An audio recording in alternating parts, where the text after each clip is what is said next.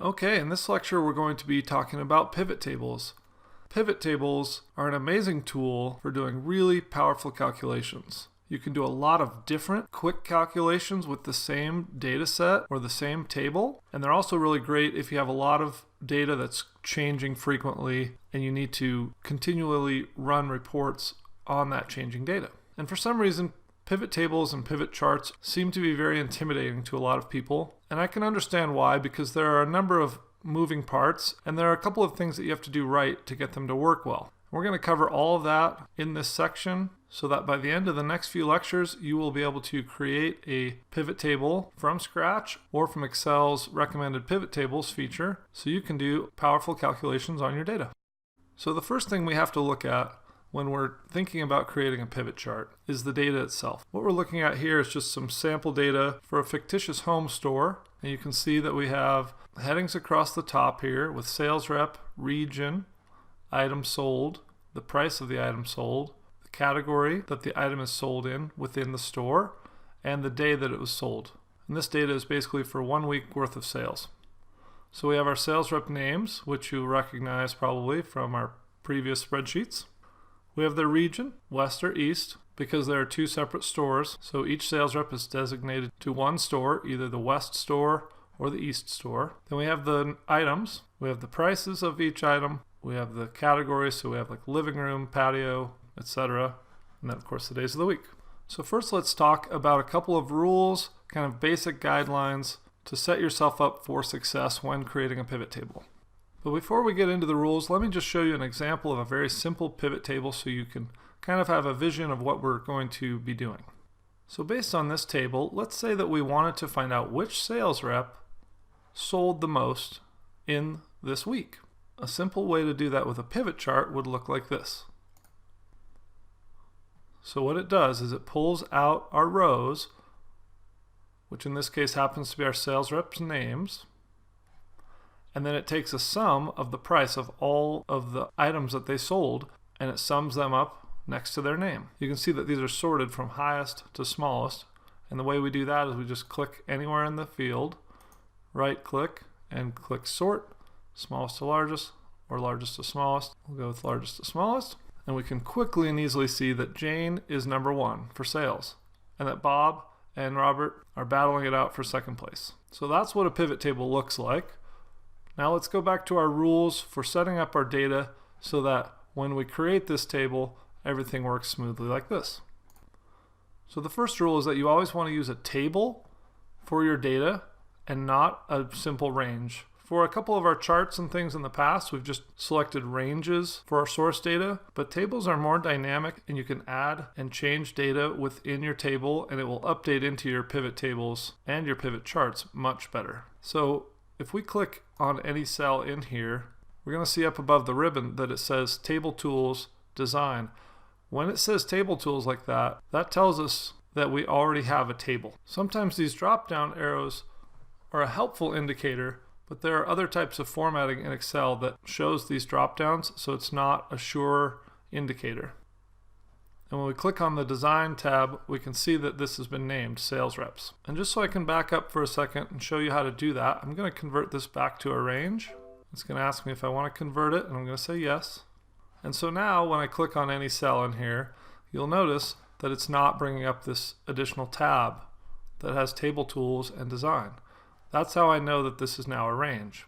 So now I'm going to keep my cell within my range selected, and I'm going to go to Insert and Table, and you can see it's asking where's the data for your table. It's already selected it, and we can see it's selected my data all the way down. Leave this checked because my table does have headers, which are these category lists across the top, and then we'll click OK. It has now formatted it as a table, and I'm going to go in here and I'm going to go to Table Styles, and I'm just going to click on None. And the reason for that is I can convert this back to a range at any time, and the formatting won't cause me any problems. Down the road, once I'm sure that I'm going to keep this as a table, I can go ahead and format it however I want to make it look good or be more presentable. But in the meantime, it's easiest and it avoids potential issues by keeping the formatting as none. So that's rule number 1, format it as a table. And we now have it formatted as a table. But since I changed it to a range and changed it back, now I have to name it again. And you aren't able to put spaces in these, so it's all continuous characters. Then press enter. And be sure to make your table name descriptive, because if you have a number of tables and you call them all data or table 1, 2, 3, 4, and 5, then it's going to be really hard to go back in and find them and refer to them in other tables and charts and things. So do yourself the favor of making it descriptive to save yourself trouble down the road. Rule number 2, which technically you would want to address before you create a table, is that you want all of your data to be organized into columns with headings. And we've already looked at this before. We have our headings, which is perfect. And then all of the data in the columns specifically relates to that column heading. And that's very important. For instance, our categories are listed in a column. So every sale that's in the living room category or the patio category or the kitchen category is all listed vertically in the column. And the wrong way to do this would be to do it like this. If I had column headings of bathroom, kitchen, living room, and patio across the top here, and these are my headings, then these are not going to sort correctly in my pivot table, and essentially it defeats the purpose of creating a pivot table. So this is wrong. Having them listed under category is right. So that's rule number 2. Rule number 3 is that you don't have any empty columns or rows. So let me show you why this is important.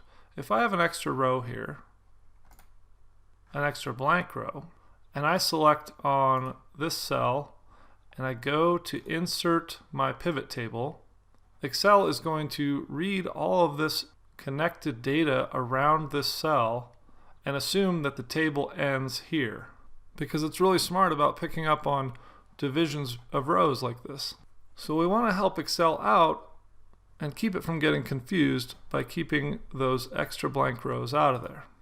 And the same applies to columns. If I have an extra column here that's cutting the day column off from the rest of the table, there's a good chance that Excel is not going to recognize that this is part of the table. So that's rule number 3. Make sure there are no empty columns or rows in your table. And then rule number 4 is that your data should be consistent in all of your columns. In other words, I wouldn't want this to say Monday, Saturday, Saturday, and then have a date, like March 3rd, and then go back to Sunday and Tuesday and Tuesday. These are all days of the week so that they can all be sorted using a text value, and they're consistent. Same with the price. Of course, we wouldn't want to have 300, 300, and then a word like sold or free or something like that to confuse Excel, and so on and so forth. So good consistent formatting down all of your columns will make your data really work well when you go to create your table. And finally, if you're going to format a value, for instance, I want to change the number formatting here, don't just format one cell. You want to format the whole column here. So if I want to format this cell to change it to a different type of number formatting, I want to format this entire column or field together. So I can select the whole column by clicking Control-Shift down arrow, and Excel will search all the way to the bottom of my field. And then I can go into my formatting and change this to whatever I want. If I want to say currency, I want to take off the decimal places to clean it up, then I can do that. That will also prevent you from confusing Excel, especially if you start adding data into this. For instance, if I add a section here and I want to say that something is $200 and I hit enter, you notice that it formats it the same as the entire field. So that's rule number 5, formatting the entire field rather than just one cell. So now that we have our data all cleaned up, we can click in any cell within our table and we can go to Insert and we can create a pivot table. And I'll show you a quick one just so you can see how it's going to look. And then in the next lectures we're going to get into detail about these. So here we are in our recommended pivot tables, and Excel is just going to analyze our data or our table and tell us some relevant pivot tables that would work using that data. So I'm just going to pick a really simple one here. So this is a sum of price by category, and it has the rows are bath, kitchen, living room, luggage, and patio. So it's essentially taking our categories and then it's summing up the price from each of those categories. So really simple. I'm going to click OK, and it's just opened up a new worksheet, and it's dropped my pivot table right in there. And I would want to go in and sort this from largest to smallest. And now with just a couple of clicks, we're able to take that whole list of data, and we can see that sales in the living room category are $2,560, and sales from the patio category are $1,250, and that the bath department has only sold $290. So we're able to really quickly analyze some of this information to make decisions about this particular store. So that's how you get your data organized, cleaned up, and set up correctly so that you can create a pivot table. And in the next couple of lectures, we're going to look into a lot more detail of how to create and use pivot tables to really sort your information, and how to make pivot charts out of those.